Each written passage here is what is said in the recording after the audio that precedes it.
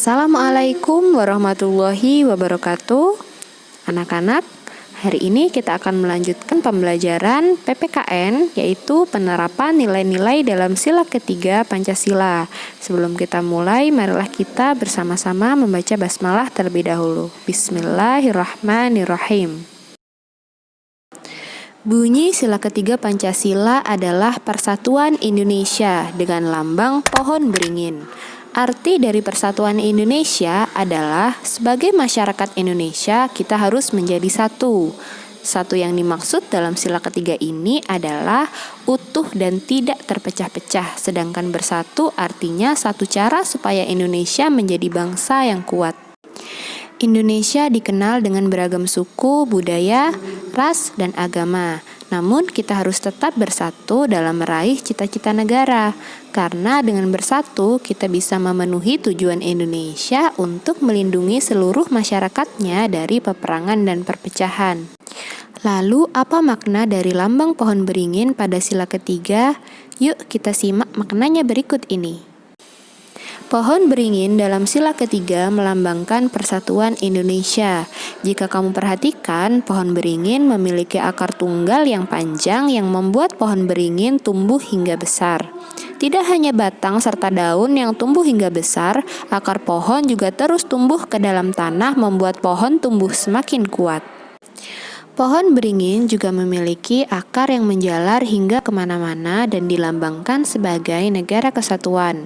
Walaupun Indonesia memiliki latar belakang budaya yang bermacam-macam, lalu pohon beringin yang besar dan rindang yang bisa digunakan oleh banyak orang sebagai tempat untuk berteduh di bawahnya. Hal ini juga digunakan untuk menggambarkan negara kita yang memiliki fungsi sebagai tempat berteduh atau naungan bagi seluruh rakyat Indonesia. Nah, anak-anak, sila ketiga ini juga sudah dijelaskan dalam Al-Quran surat Al-Hujurat ayat 13 yang berbunyi, "Hai manusia, sesungguhnya kami menciptakan kamu dari seorang laki-laki dan seorang perempuan dan menjadikan kamu berbangsa-bangsa dan bersuku-suku supaya kamu saling kenal mengenal. Sesungguhnya orang yang paling mulia di antara kamu di sisi Allah ialah orang yang paling takwa di antara kamu. Sesungguhnya Allah Maha Mengetahui lagi Maha Mengenal." Butir-butir sikap yang mencerminkan pengamalan sila ketiga Pancasila antara lain, yang pertama, menempatkan kesatuan, persatuan, serta kepentingan dan keselamatan bangsa di atas kepentingan pribadi atau golongan. Yang kedua, cinta tanah air dan bangsa Indonesia.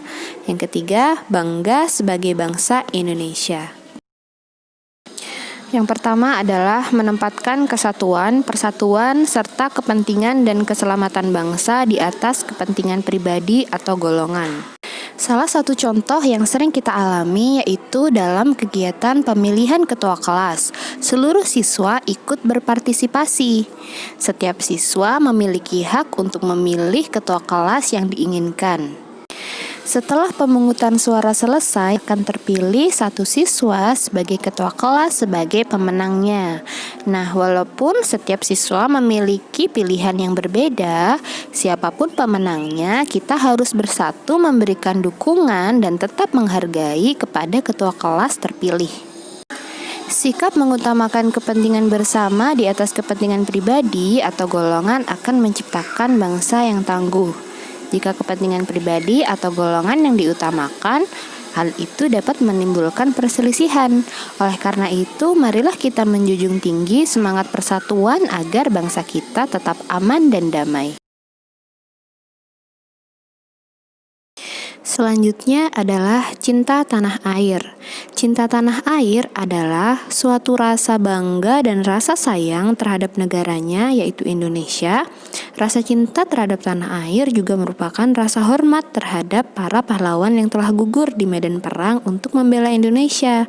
Cinta terhadap tanah air inilah yang akan menjadi suatu landasan yang memperkuat kita akan rasa bertanggung jawab terhadap tanah air.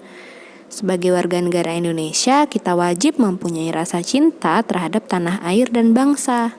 yaitu bangga sebagai bangsa Indonesia dan bertanah air Indonesia, tidak akan melakukan perbuatan dan tindakan yang merugikan tanah air, setia dan taat kepada peraturan perundang-undangan yang berlaku.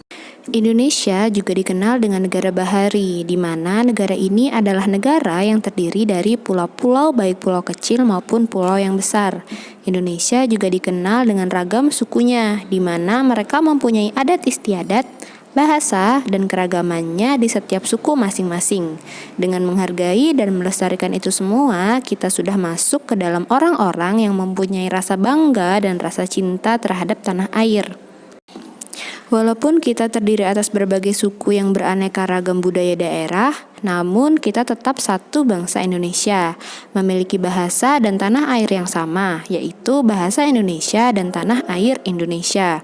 Keanekaragaman budaya jangan dijadikan sebagai perbedaan, tetapi hendaknya dijadikan sebagai kekayaan bangsa Indonesia. Kita selaku bangsa Indonesia mempunyai kewajiban untuk selalu melestarikan kebudayaan yang ada di tanah air kita, yaitu Indonesia. Selanjutnya adalah bangga sebagai bangsa Indonesia. Prestasi putra-putri terbaik bangsa Indonesia sudah mendapat penghargaan nasional. Sebagai warga negara, kita patut bangga atas prestasi tersebut. Sikap bangga dapat diwujudkan dalam berbagai hal seperti memberikan dukungan terhadap wakil bangsa saat berkompetisi di tingkat dunia, tidak menjelek-jelekan bangsa sendiri saat berada di luar negeri atau di dunia maya atau di internet, mengukir prestasi terbaik dalam bidang pengetahuan, pendidikan, atau olahraga tingkat internasional. Terakhir yaitu ikut mempromosikan produk-produk asal Indonesia.